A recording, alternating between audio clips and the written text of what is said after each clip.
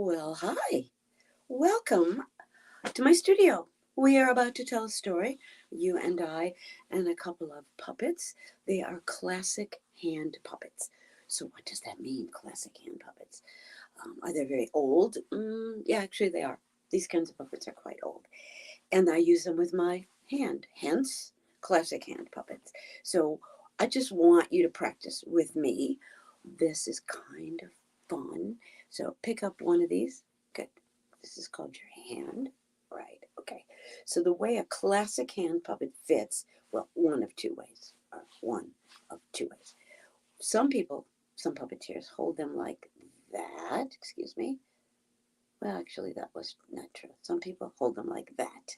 So one, this particular finger is where the head goes, and these are where the arms go. Okay. That's one way to do it. Sometimes they even end up like that if it's got a nice substantial hole where the puppet's head is. Now, as for me, I like peace. So I hold my puppets with a blessing. This is a blessing. Mhm. Live long and prosper. That comes from a blessing. So that's how I hold my puppets. It's also the peace sign. Looks like the letter in Hebrew, shin, which starts the word shalom or salam in Arabic. It's just so many different possibilities with this symbol, but particularly it makes the puppet very strong. So I'm going to ask one of the characters in my story to demonstrate how very strong you are with your puppet held like that. Okay, buddy, are you ready? Ready, ready? Uh-huh. Here he comes. Ladies and gentlemen, a brother. Take a bow. Nice bow, buddy. So when you have your hands like that, you can hold things and you can bend and put them down. Awesome job. Take a bow. Oh, you want a curtsy? Whatever you want. It's okay. You're the puppet. So that is the way I hold my puppets. And we have two puppets in our story today. Would you go get your brother? Okay. You come on up. No, I can do that. Go get him. Okay, just wake him up gently. Okay, thank you so much. So, how can you tell this story if you do not have two puppets? You can tell it in a variety of different ways. I once told it with ping pong paddles, with faces on them, because they were movable. Movable objects is all you need. Oh, you brought your brother. Hi, guy. How you doing? You ready? Old story. Lots of different meanings. In particular, a story about taking care. Well, I'm not going to tell you now. I want you to figure it out for yourself. All right. Would you go back to your rooms for now? Okay. Thank you so much. Story takes place during the day and during the night. I had quite a time trying to figure out if I should put the sun up in the background or the moon. And so I'm going to ask you to use your imagination because I will tell you what the time of day or night is in our story, which goes like this.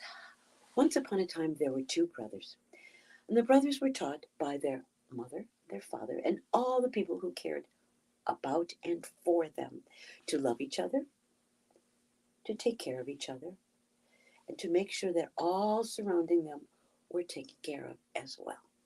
And they learned their lessons very well.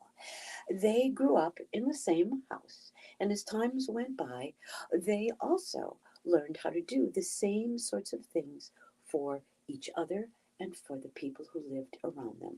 For example, this was a long time ago, and the brothers who lived in the land took care of that land. They knew how to plant the seeds, how to make sure the crops grew well, and at the end of every good season, they made sure that the grain was carefully tended through the winter so they would have enough to eat. And that's how it went. As time went by, the two brothers also went sort of different paths, although the land they shared was amiable and happy. They grew in different ways. For example, the brother who lived on this side of the land married and had 3 children.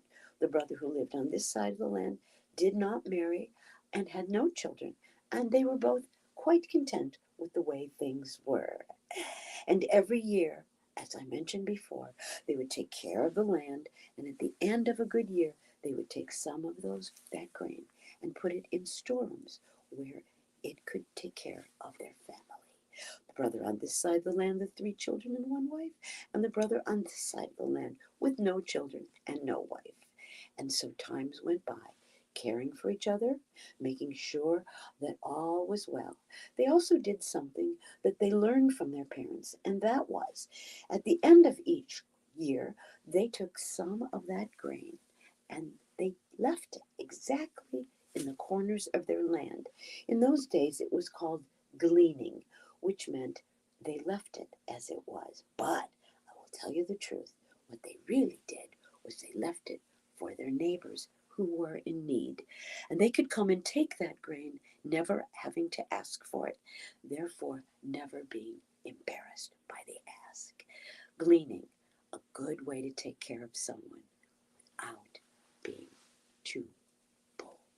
Now, the story continues like this. One night, in the middle of the night, while the brothers were sound asleep, they each had a dream. Brother on this side of the land with 3 children and 1 wife dreamt that his brother needed someone to help him. So he went into his storeroom, gathered some of his extra grain, and went and left it for his brother in his storeroom, and then went home to sleep the rest of the night in peace, knowing that he had helped his brother. Now, on this side of the land, the brother with no children and no wife woke up. He had a dream as well. He dreamt that his brother needed help. So he took some of his extra grain, crossed over in the middle of the dark night, and left it as a gift for his brother, never telling him. It was the best kind of gift, a gift given in love and a gift with in secret. Now, the next morning, when the 2 brothers woke up, they went into their storerooms, and they were amazed. They had the same as the night before, and so it went like this the next night. But on this side of the land with 3 children and 1 wife took some of his extra grain, crossed over in the middle of the dark night, left it for his brother without telling him. The brother on this side of the land with no children and no wife took some of his extra grain, crossed over in the middle of the dark night, and left some of his extra grain. The next morning when they woke up, they were confused. They had the same as the night before. What to do? And I'll tell you what they did. It happened every single night. Middle of the night, the brother on this side of the land would take some of his extra grain and cross it over to his brother's land. The brother on this side of the land would do quite the same. And they never, ever crossed and saw each other. But then one night, in the middle of the dark night, the 2 brothers woke up.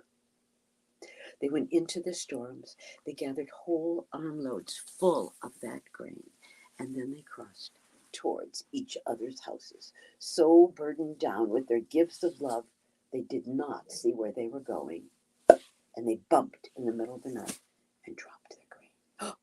And then they saw what had happened.